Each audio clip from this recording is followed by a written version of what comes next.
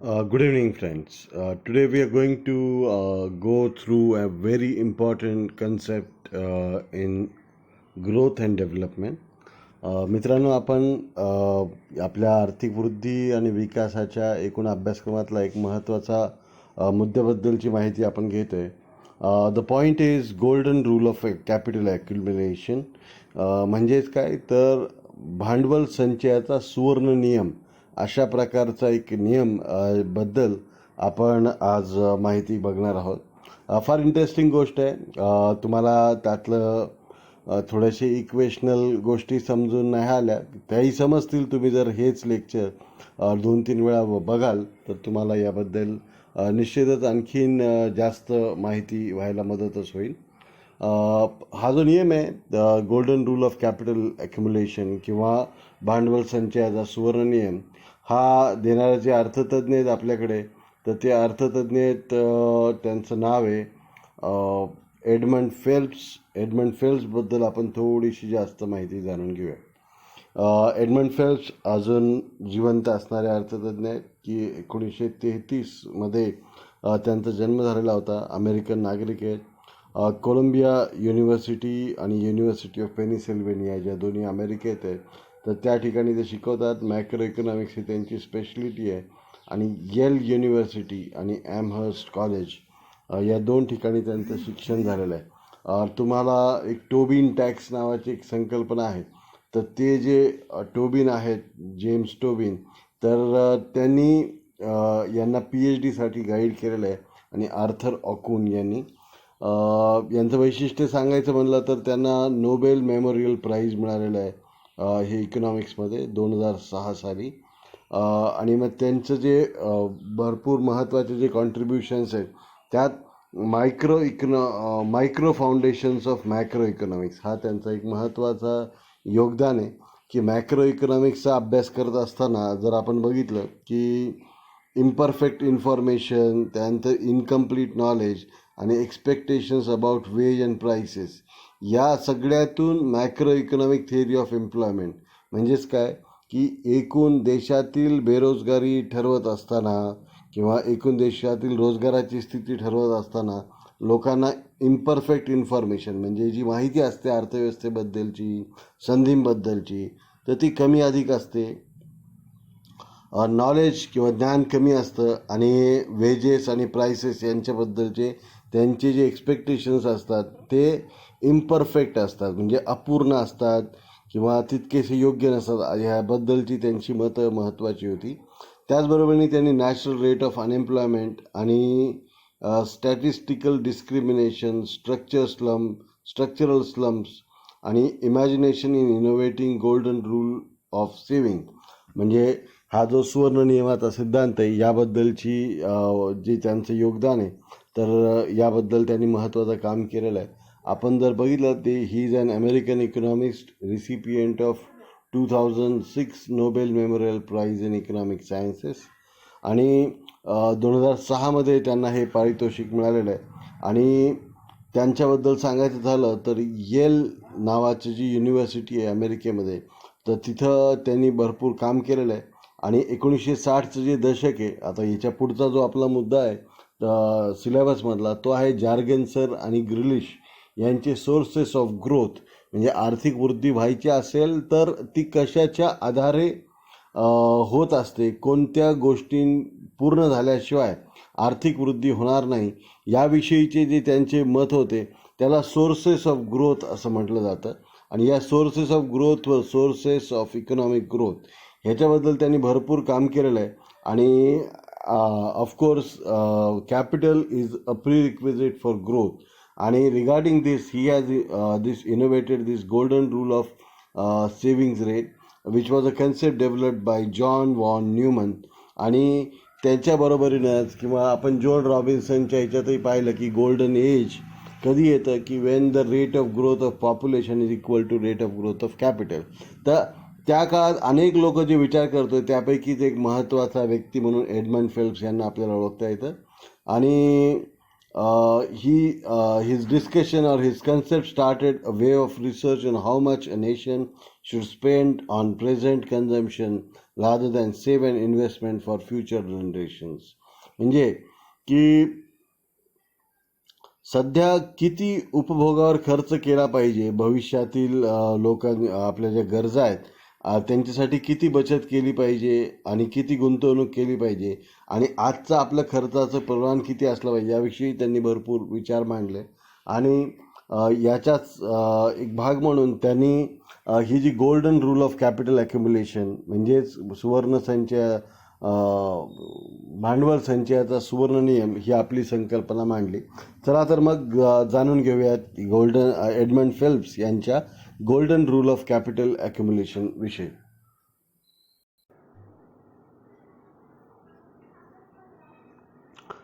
आता ह्या एडमंड फेल्प्सची जी golden rule of capital accumulation आहे तर याची जी संकल्पना आहे ती थोडक्यात इथं मी तुम्हाला समजून सांगतो, मग आपण आणखीन एक डिटेलमध्ये हे सगळं बघणार आहे. इथं सी म्हणजे कन्झम्पशन काय असतं तर कन्झम्पशनसाठी मिळणारे पैसे कुठून येतात तर फंक्शन ऑफ कॅपिटल म्हणजेच काय output is a function of capital, की जे काही आपल्याला एकूण अर्थव्यवस्थेत उत्पादन मिळतं तर ते भांडवलाचं फलन असतं. म्हणजे उत्पादनासाठी भांडवल महत्त्वाचं आहे. इथे खालच्या बाजूला आपण भांडवल दाखवलं, जसजसं भांडवल वाढवत जाऊ तसतसं उत्पादन वाढत जातं. मात्र हे जे भांडवल आहे तर ते सहसा सरळ असं न वाढता काय होत जातं, असं सरळ न वाढता की अशा दराने सरळ एका लाईनमध्ये न वाढतात तर ते अशा कर्वमध्ये वाढतं. हा जो फंक्शन ऑफ कॅपिटल हा जो कर्व दिसतोय तुम्हाला तर किंवा output is a function of capital, याचाच अर्थ की जसं आपण कॅपिटल या बाजूला वाढवत जाऊ तसं आउटपुट वाढत जातं. मात्र हे आउटपुट असं वाढत न जाता काय होत जातं ते असं वाढतं. याचाच अर्थ काय की जसजसं आपण भांडवल वाढवत जातो तसतसं भांडवलाची सीमांत उत्पादकता किंवा marginal productivity of capital it goes on decreasing. आणि what is this increasing thing तर इथं जर आपण पाहिलं की हा जो डी के किंवा चेंज इन के किंवा डिप्रिसिएशन ऑफ के हे दाखवायसाठी त्यांनी दाखवलेलं आहे की जसजसं भांडवल वाढत जातो तसतसं काय होत जातं डिसइकॉनॉमीज ऑफ स्केल येतात किंवा अनेक वेगवेगळी कारणं असतात की ज्याच्यामुळं भांडवलाचं डिप्रिसिएशन आपल्याला जास्त वेगाने होताना दिसतं. हा डिप्रिसिएशनची जी लाईन आहे तर ती अशी सरळ लाईन आहे. याचा अर्थ काय, याचा जो स्लोप आहे किंवा डिप्रिसिएशनचा जो वेग आहे तर तो निश्चित आहे की जितकं भांडवल वाढवत जाऊ तितका हा डिप्रिसिएशनसुद्धा वाढत जाईल. मग हा अशा प्रकारचा स्लोप आपल्याला दिसतो. आणि दुसरीकडे मार्जिनल प्रोडक्टिव्हिटी ऑफ कॅपिटल मात्र काय होत जाते, जसजशी पुढे वाढत कमी होत जाते. एक पॉईंट असा येतो की मार्जिनल प्रोडक्टिव्हिटी ऑफ कॅपिटल आणि डिप्रिसिएशन ऑफ कॅपिटल हे दोन्ही एकच होतात. आणि ह्याच्या पुढे जर भांडवल वाढत गेलो तर इथं डेप्रिसिएशन जास्त आहे आणि उत्पादन कमी आहे. तर मग ह्या जो मधला भाग आहे की आता आपण गुंतवले समजा ह्या के इथपर्यंत गुंतवले तर ह्या इथून खालपर्यंतचा जो भाग आहे या लाईनच्या खालचा भाग आहे हा सगळा डेप्रिसिएशनमध्ये जाणार आहे आणि वरचा जो भाग आहे तो कन्झम्पशनमध्ये. तर आपण या जो स्लोप आहे प्रोडक्शन फंक्शनचा जो कर्व आहे त्याच्यावर एक लाईन काढली, म्हणजेच काय काढला, स्लोप काढला. तर स्लोप म्हणजे काय, तर ही लाईन अशी सरळ राहणार, या लाईनला पॅरलल राहणार. तर असा स्लोपचा जो पॉईंट येतो त्यावेळेस जे कन्झम्पशन आहे तर हे कन्झम्पशन कसं आहे, मॅक्झिमम आहे. So that level of investment which maximizes consumption is called as golden rule of capital accumulation, or it is called as the state of golden rule of capital accumulation. की भांडवल गुंतवणुकीचा असा स्तर की ज्यामुळं जे उपभोग पातळी असते तिचं महत्तमीकरण साध्य होतं, अशा बिंदूला सुवर्ण भांडवल संचयाचा सुवर्ण नियम किंवा गोल्डन रूल ऑफ कॅपिटल ॲक्युम्युलेशन असं म्हटलं जातं. ही जी अवस्था आहे की जिथं आपण जे काही भांडवल गुंतवलेलं आहे या भांडवलामुळं जे आपला उपभोग आहे त्याचं महत्त्व आहे. इकडं जर तुम्ही पाहिलं तर इथं उपभोग वाढतोय, मात्र या ठिकाणी तो कसा आहे, महत्तम आहे. आणि ह्या ठिकाणी महत्तम काय आहे तर हा जो स्लोप आहे तर तो स्लोप आणि हा जो डिप्रिसिएशनचा स्लोप आहे हा दोन्ही कसे आहेत, हे समान आहेत. इथून पुढे जर आपण गुंतवणूक वाढवत गेलो तर त्याचं जास्त डेप्रिसिएशन होईल आणि उपभोग दिवसेंदिवस काय होत जाईल, कमी कमी होत जाईल. तर अशी अवस्था की ज्या ठिकाणी अशी गुंतवणुकीची अवस्था ज्यामुळं आपलं उपभोग जो असतो तो उपभोगाची स्थिती महत्तम होते, अशा स्थितीला तर ते सुवर्णयुग असं म्हणतात आणि अशा सुवर्ण संचयाला ते गोल्डन रूल ऑफ कॅपिटल ॲक्युम्युलेशन असं म्हणतात. आता याच्याबद्दल आणखीन खोलात जी माहिती आहे ती आपण इकडं जाऊन घेऊया. आता इथं जर पाहिलं आपण इकडं आउटपुट पर वर्कर म्हणजे प्रति वर्कर आपला किती आउटपुट आहे आणि इकडं कॅपिटल पर वर्कर. आपण जर भांडवल वाढवत वाढवत वाढवत गेलो, इकडल्या बाजूला भांडवल वाढवत वाढवत गेलो तर फंक्शन ऑफ कॅपिटल म्हणजेच काय की जे काय आउटपुट आहे it is a function of capital, की आपण जसजसं भांडवल वाढवत जाऊ तसतसं आपलं आउटपुटसुद्धा वाढत जाईल. पण ही लाईन अशी स्ट्रेट लाईन नाही आहे. स्ट्रेट लाईन असते याचा अर्थ काय की जितकं भांडवल वाढवू तितकं उत्पादन वाढेल. मात्र ही लाईन कशी आहे, अशी कर्वेचर असणारी आहे. तर याचा अर्थ काय असतो की इनिशियली हा जो कर्व आहे की भांडवल थोडं वाढवलं तर उत्पादन जास्त वाढतं, भांडवल आणखीन वाढवलं तर उत्पादन थोडं कमी वाढतं. म्हणजेच काय की हे जसजसं भांडवल वाढवत जाऊ तसतसं एकूण उत्पादन वाढेल, मात्र एकूण भांडवलातील वाढीमुळं वाढणारं जे सीमांत उत्पादन आहे ते कमी कमी होत जाईल. म्हणजेच काय की जितकं आपण भांडवल वाढवू तर मार्जिनल प्रोडक्टिव्हिटी ऑफ कॅपिटल काय होत जाणार आहे, कमी कमी होत जाणार आहे. आणि एक वेळ अशी येईल की आपण असंच जर पुढे जात राहिलो तर हा स्लोप वाढून काय होईल, निगेटिव्ह होईल आणि कमीसुद्धा होऊ शकतं. याचाच अर्थ काय की आपल्या भांडवलाची सीमांत उत्पादकता ही कमी होते असं इथं दाखवलेलं आहे. तर जसं सीमा आपण तुम्ही अनेक नियम शिकला असाल की marginal law of diminishing marginal utility. म्हणजेच काय की सीमांत उपयोगितेचा नियम शिकलाय ना तुम्ही, की जसजसं आपलं एकूण उपभोग वाढत जातो तसं त्या आपण वाढवलेल्या उपभोगातून मिळणारी उपयोगिता जी आहे तर ती कमी कमी होत जाते. तर तोच नियम इथं उत्पादकतेच्या बाबतीत आहे.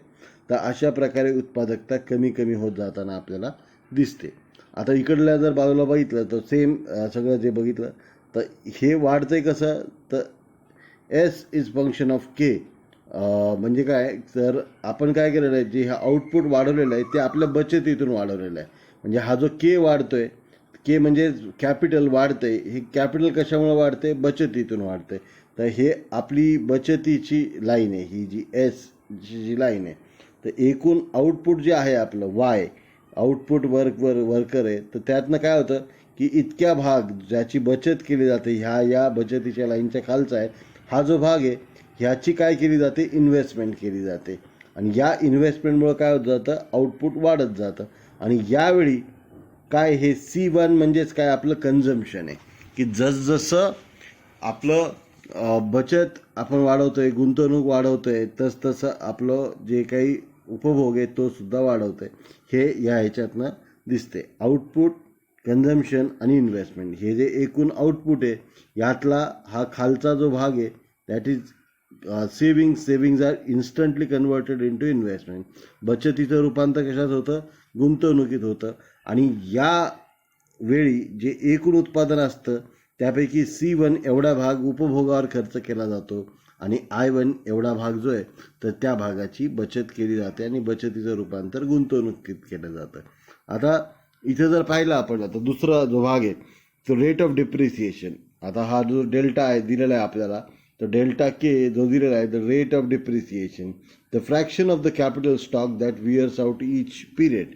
की दरवर्षी जो भांडवलाचा भाग आपल्याला रिप्लेस करावा लागतो तर तो भाग जो कॉन्स्टंट आहे असा, याचा जो रेशिओ कॉन्स्टंट आहे, जेव्हाही लाईन असते याचा अर्थ तो रेशिओ कॉन्स्टंट असतो.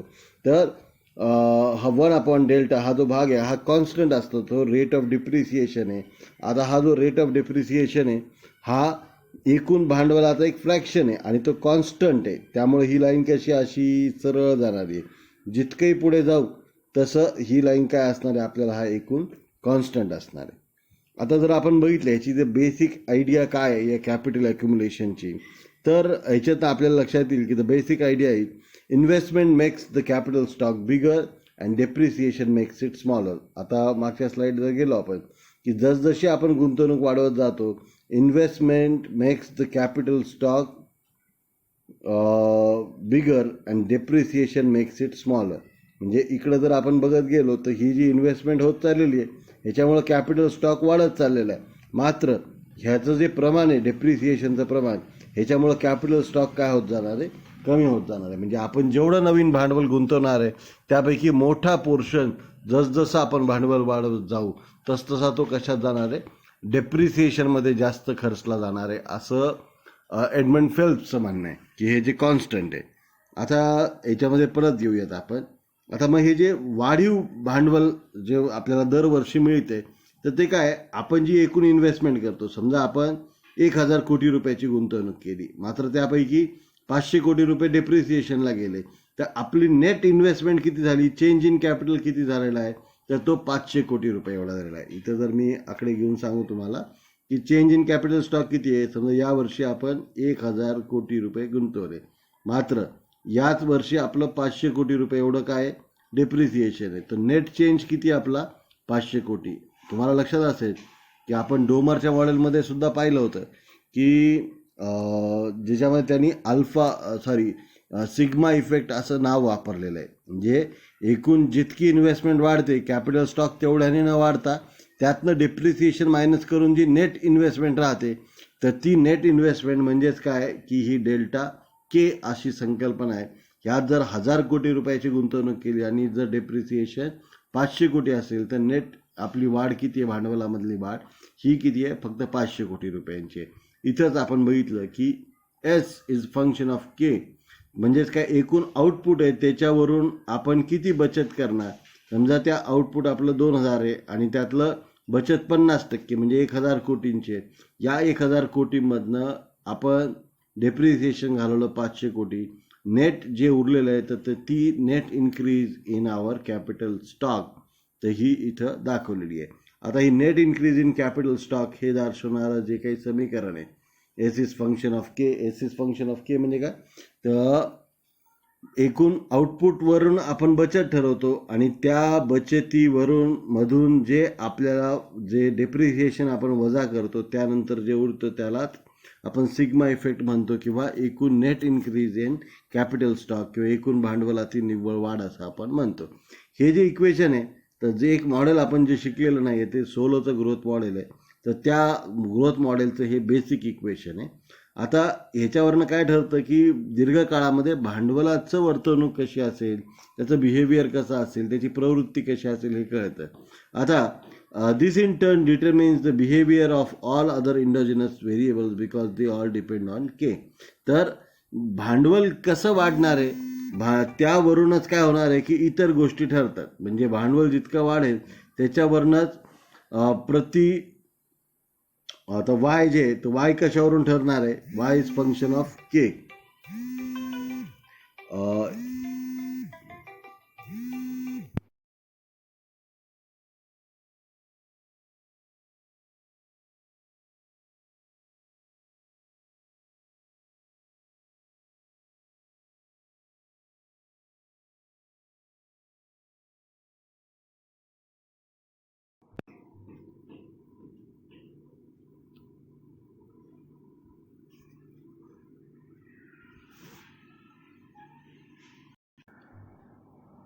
आता इथं आपण बघू शकतो की इन्कम पर पर्सन किंवा एकूण जे आउटपुट आहे it is the function of K, म्हणजे एकूण भांडवलाचा परिणाम आहे. म्हणजे हा जो के आहे तो इतर सगळ्या जे इंडोजिनस व्हेरिएबल्स आहेत, इतर जे व्हेरिएबल्स आहेत त्या सर्वांचा याच्यावर होतं. आता हे जे एकूण आउटपुट ठरेल, समजा आउटपुट 1,000 रुपये, तर या 1,000 मधले कन्झम्पशन किती ठरणार आहे, तर ह्याच्यातनं 1मधनं जेवढी बचत जाईल आणि त्यातनं एकूण जे आउटपुट असेल तर त्याच्यातनं बचत जाऊन जे उरेल ते काय असणार आहे, कन्झम्पशन असणार आहे. इथे मी जास्त खोलात जात नाही आहे. हे 1 - एस के फंक्शन ऑफ के ह्याच्यामध्ये मी खोलात जात नाही आहे. याचं महत्त्वाचं कारण काय, तर आपल्याला एवढंच समजून घ्यायचं आहे की के ठरणं महत्त्वाचं आहे, कारण की के वरूनच काय ठरतं, इन्कम पर पर्सन ठरतं आणि कन्झम्पशन पर पर्सन ठरतं. आता इथं जर आपण बघितलं की change in K is equal to it's a function of capital, म्हणजे savings function of capital. Saving जे आहे तर ते एकूण बचत जे एस म्हणजे काय, बचत. बचत कशावरून ठरते, एकूण. इथं फंक्शन ऑफ के म्हणजेच काय, इथं output is a function of K. तर एकूण भांडवलाच्या आधारे ठरणारं जे आउटपुट आहे त्याच्यातून होणारी जी बचत आहे ती बचत वजा जातात, त्या बचतीतून हे डेप्रिसिएशन वजा जातात, जे उरेल ते काय, चेंज इन कॅपिटल. तर जोपर्यंत हा जो चेंज इन कॅपिटलचा रेट आहे, तर कॅपिटल पर वर्कर जोपर्यंत पॉझिटिव्ह असेल तोपर्यंत आपण काय करत राहणार आहे, इन्व्हेस्टमेंट वाढवत राहणार आहे. मात्र ज्या वेळेस हे चेंज इन कॅपिटल झिरो होईल, म्हणजेच काय की आपण 1,000 रुपये गुंतवले आणि डेप्रिसिएशन सुद्धा किती झालेलं आहे की 1,000 रुपयाचं झालेलं आहे. मग net increase in capital, change in capital किती झालेलं आहे, 0. तर तोपर्यंत आपण काय करू शकतो, कॅपिटल वाढवत जाऊ शकतो.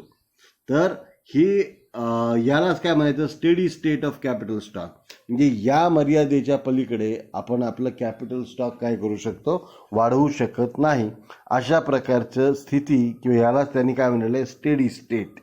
तर इथली स्टेडी स्टेट आणि किंवा इथली सातत्यपूर्ण अवस्था किंवा इथली स्थिरावस्था ही हॅरॉड डोमरच्या मॉडेलमधल्या स्थिरावस्थेशी कम्पेअर करायची नाही. ठीक आहे, कारण की काय, इथली जी स्थिरावस्था आहे या ठिकाणी नव्या भांडवल निर्मितीच्यामुळं होणारी किंवा आपण जी गुंतवणूक करतोय तिच्यामुळं भांडवलाच्या साठ्यात होणारी वाढ किती झालेली आहे, 0% होणारी आहे. तर त्यामुळं हा त्याच्याशी संबंधित भाग नाही. इथं तुम्ही समजू शकता की या आकृतीमध्ये आपण हे स्टडी स्टेट समजून घेऊ शकतो की इथं काय केलेलं, आपण एवढी गुंतवणूक केली, आता एकूण गुंतवणूक एवढी आहे, मात्र या लाईनच्या खालचा जो भाग आहे हा सगळा काय, डेप्रिसिएशन आहे. इथं जर आपण गुंतवणूक केली तर या लाईनच्या खालचा जो भाग आहे ही डेप्रिसिएशन आहे. इथं गुंतवणूक केली तर या लाईनच्या खालचा जो भाग आहे हा सगळा भाग हा डेप्रिसिएशनचा भाग आहे, हा सगळा भाग डेप्रिसिएशन आहे. म्हणजेच काय, नेट इन्व्हेस्टमेंट वाढ जी आहे तर ती इकडं दर्शवलेली आहे. तर जोपर्यंत हा जो भाग आहे हा भाग जोपर्यंत पॉझिटिव्ह आहे तोपर्यंत आपण गुंतवणूक वाढवू शकतो. मात्र एकदा का आपण या पॉईंटला आलो की इथं काय झालेलं आहे की आपण गुंतवणूक वाढवली किती, 1,000 कोटी आणि डेप्रिसिएशन किती, 1,000 कोटी. मग या वेळेतनं वाढले आपल्याला निव्वळ वाढ किती झालेली आहे, 0. मग इथून पुढे जर आपण वाढवत गेलो तर डेप्रिसिएशन जास्त आणि गुंतवणूक कमी, उलट निगेटिव्ह ग्रोथ होईल. म्हणून मग आपण अशा प्रसंगी वाढ करायची नाही. तर आपण गुंतवणूक कुठपर्यंत वाढवत गेले पाहिजे याबद्दलचं एडमंड फेल्प्सचं म्हणणं काय आहे की जोपर्यंत आपल्याला गुंतवणूक वाढवायला स्कोप कधीपर्यंत आहे की जोपर्यंत आपण केलेल्या गुंतवणूक ही काही ना काही प्रमाणात तरी नेट कॅपिटल स्टॉकला ॲडिशन करते. मात्र याचा अर्थ आपण इथपर्यंत गुंतवणूक करत जावी का, असा त्याच्या म्हणण्याप्रमाणे नाही आहे. फक्त आपल्याला मग असा शोधायचा आहे दर की आपण गुंतवणुकीचा दर किती ठेवला पाहिजे. इकडं नेलं तर काय राहिलं आहे की आपण गुंतवणूक वाढवतो, याच्यामध्ये कन्झम्पशन मात्र काय होत चाललेलं आहे, कमी कमी होत चाललेलं आहे, इकडं दिसतंय आपल्याला. तर हे व्हायला नको असेल तर आपण काय केलं पाहिजे, तर हे इकडं तो दाखवतो की आता moving forward towards the study rate. आपण इकडून इकडं जर मुवमेंट होत गेलं, आता हा जो K2 आहे, आता K2ला जर तुम्ही बघितलं तर एकूण इन्व्हेस्टमेंट किती आहे, ही एवढी इन्व्हेस्टमेंट आहे आणि ह्याच्यातनं हे जी खालची लाईन आहे ही काय आहे, डेप्रिसिएशन आहे. आणि नेट आणि हे जे चेंज इन कॅपिटल दाखवलं ग्रीनमध्ये, हा इतकाच भाग काय झाला आहे, ह्याच्यामुळंच फक्त भांडवलामध्ये वाढ झालेली आहे. ठीक आहे, आता ह्याच्या पुढे जर आपण गेलो आणखी, आता ह्या K3मध्ये जर आलो आपण, आता इथं K2 होता, लक्षात घ्या, इथं काय होता K2, आता K2मध्ये K3मध्ये गेला. आता इथं जर आपण आलो तर इथं काय झालेलं आहे की ही जर सगळी भाग आहे, हा जो भाग आहे तर हा सगळा भाग काय झालेला आहे, डेप्रिसिएशन. आणि हा जो वरचा भाग छोटा आहे तर एवढीच फक्त काय आहे, आपल्या नेट इन्व्हेस्टमेंटमध्ये झालेली ॲडिशन आहे.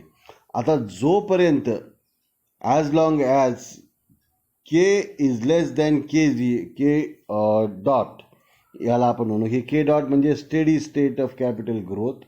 तर इथून पुढे की हा स्टेडी स्टेट दाखवणारा की जिथं आपली नेट ॲडिशन टू K हा किती आहे, 0. ही अवस्था कुठे येते, इथं येते, net addition to K is 0. तर जोपर्यंत आपला आजचा जो K it is greater than किंवा ह्या इथपर्यंत असेल, म्हणजे या लेवलला जाईपर्यंत आपण काय करू शकतो, आपली गुंतवणूक वाढवू शकतो. तर अशा अवस्थेपर्यंत आपण काय करायला पाहिजे, गुंतवणूक वाढवायला आपल्याला स्कोप आहे. पण याचा अर्थ आपण इथपर्यंत पोहोचलं पाहिजे का, तर असा म्हणण्याचा याचा बिलकुल एडमंड फेल्प्सचा हेतू नाही. त्याचं म्हणणं आहे की आपण गुंतवणुकीचा दर कुठपर्यंत राखला पाहिजे, या लेवलपर्यंत आपण पोहोचायचं नाही. तर त्याचा म्हणण्यापर्यंत कुठं राहायला पाहिजे, तर तो या दराला असला पाहिजे. इथं जर आपण ही लाईन पाहिली तर इतकं जर आउटपुट असेल आपल्याकडे, या पॉईंट एवढं आउटपुट असेल आणि याच्यासाठी आपण एवढी गुंतवणूक करतोय आणि त्या गुंतवणुकीमध्ये या आउटपुटमधला इतका भाग जो आहे, या खालच्या भागाची काय केली जाते, इन्व्हेस्टमेंट केली जाते आणि इथं हे कन्झम्पशन आहे. तर हे जे कन्झम्पशन मॅक्झिमायझिंग इन्व्हेस्टमेंट आहे की the stage at which the consumption is highest and the rate of investment at that level is called as the golden state of capital accumulation, किंवा यालाच तो काय म्हणतो, golden rule of capital accumulation. की golden rule of capital accumulation कुठे आहे, की it's a function of, इथं कॅपिटलचंच ते फंक्शन आहे की आपल्याला मिळणारं जे आउटपुट आहे, या आउटपुटला तो काय म्हणतो, गोल्डन आउटपुट, किंवा ज्याला जॉन रॉबिन्सन गोल्डन एज असं म्हणतात. आता इथे जरी आपण पाहिलं तर ही जी आउटपुट आहे, हे जे हे जे खालचं ही जे आउटपुट आहे, हे गोल्डन आउटपुट आहे. हे काय आहे, ही जी फंक्शन ऑफ के आहे ना, खरं तर याला वाय लिहायला पाहिजे. तर हे वाय, तर हे जे आउटपुट आहे या लेवलला, की ज्या लेवलला के आपण इथपर्यंत जो ठरवलेला आहे, तर त्या लेवलला असणारी जी गुंतवणूक आहे ती गोल्डन इन्व्हेस्टमेंट आहे. आणि त्या लेवलला की कारण की इथं हा जो डिफरन्स आहे या आउटपुटच्या लाईनमधला आणि या डेप्रिसिएशनच्या लाईनमधला, तर हा मॅक्झिमम आहे. तर हा मॅक्झिमम असल्यामुळं काय झालेलं आहे की इथं जर आपलं आउटपुट मॅक्झिमाइज होणार असेल, तर अशा रेट ऑफ इन्व्हेस्टमेंटला, अशा रेट ऑफ कॅपिटल फॉर्मेशनला, अशा भांडवल संचयाच्या दराला ते काय म्हणतात की हा सुवर्ण नियम आहे असं ते काढतात. आता या गोल्डन स्टेटसाठी आणखीन एक कंडिशन महत्त्वाची आहे, ती म्हणजे काय की हे मॅक्झिमम आहे हे कसं ठरणार, किंवा हे जे कन्झम्पशन आहे मॅक्झिमम आहे हे कसं ठरणार. तर याच्यासाठी त्यांनी एक सोपी ट्रिक सांगितलेली आहे, ती म्हणजे काय की याच्यावर एक आपण असा स्लोप काढायचा.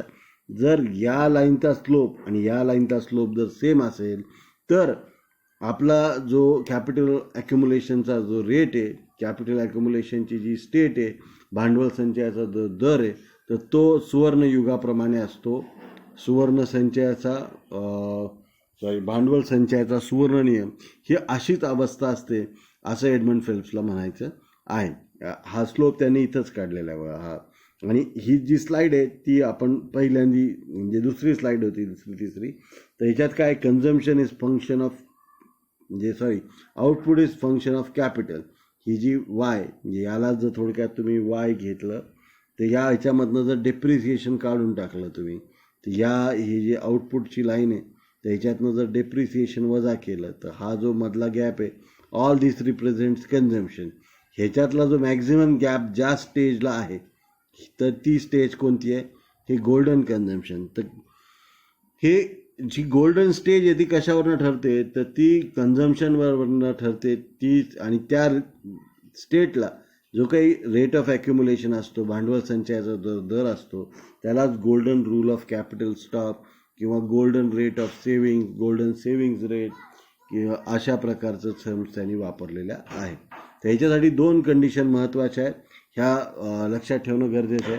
ह्याच्यावर एक ऑब्जेक्टिव्ह प्रश्न येऊ शकतो आपल्याला, आणि नक्कीच येईलही, की भांडवल संचयाच्या सुवर्ण नियमामध्ये कोणत्या 2 गोष्टी महत्त्वाच्या आहेत. त्यातलं पहिली गोष्ट काय, तर पहिली गोष्ट महत्त्वाची आहे ती म्हणजेच काय, तर त्या भांडवल संचयाच्या सुवर्ण नियमामध्ये जो उपभोगाची जी पातळी आहे, जी कन्झम्पशन लेवल आहे, it is the highest, the gap between the output and the depreciation is the highest at that point. आणि दुसरं म्हणजे काय, द स्लोप, हा जो slope of the output line is equal to the slope of depreciation line, की ज्या लेवलला the slope of depreciation line आणि स्लोप ऑफ प्रोडक्शन फंक्शन हे दोन्हीही सेम असतात. बघा, स्लोप ऑफ काय, स्लोप ऑफ प्रोडक्शन आणि तो काय हा change in K. Slope of production function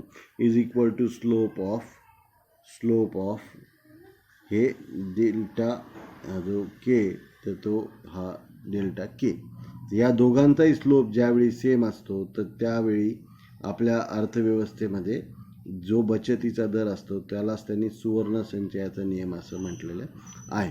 आता ह्याच्यातनं काय वेलफेअर इम्प्लिकेशन्स येतात, काय महत्त्वाच्या कन्क्लुजन्स निघतात त्याबद्दलची माहिती आपण बघूया. The new steady state requires a sacrifice of consumption in the initial period, but ultimately the golden rule state raises consumption level, thus the economic welfare. जे सुरुवातीच्या ज्या स्टेजेसमध्ये अलीकडे काय असतं की आपलं जे कन्झम्पशन लेवल आहे ते कमी आहे, मात्र एक वेळ येते की ज्यावेळेस कन्झम्पशन मॅक्झिमाइज होते. इथून पुढे जर आपण भांडवल वाढवत नेलो तर आपलं भांडवल वाढवल्याने आपलं कन्झम्पशन वाढणार नाही, उलट कमी होणार आहे. तर त्यामुळं मग इथं जर आपण ते कमी करत आणलं आणि भांडवल संचय कमी केला आणि उपभोग वाढवला तर मग आपलं काय होणार आहे, आउटपुट आणि कन्झम्पशन हे दोन्हीसुद्धा, आउटपुट थोडंसं कमी होईल मात्र कन्झम्पशन वाढेल, आपलं वेलफेअर या स्टेटमध्ये वाढेल. So the opposite happens if the economy begins above the capital golden rule. ह्याच्या पलीकडे गेलं तर आपल्याला काय करावं लागणार आहे, आउटपुट कमी करावं लागणार आहे.